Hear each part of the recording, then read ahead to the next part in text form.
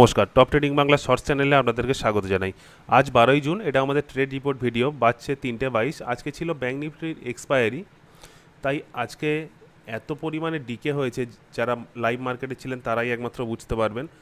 আরও একটা কারণ এর সাথে কি অ্যাড হয়, যে ইন্ডিয়া ভিক্স এটাও ছিল লো। আজকের প্রথম ট্রেড ছিল আমাদের ব্যাঙ্ক নিফটি ওপেনিং স্ট্র্যাটেজিতে। ওপেনিং স্ট্র্যাটেজির দুটি লেভেল প্রতিদিন আমাদের এই টেলিগ্রাম চ্যানেলে মার্কেট ওপেন হওয়ার আগে পেয়ে যাবেন। এই স্ট্র্যাটেজির আজকের আপার লেভেল ছিল 49,950, লোয়ার লেভেল ছিল 49,750। এই হলো আমাদের 750 লেভেল।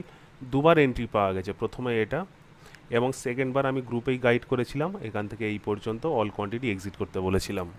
পরের ট্রেড অ্যাক্টিভেট হয়েছিল নিফটিতে আমাদের পার্সোনাল ফিবোনাকি সেট আপ।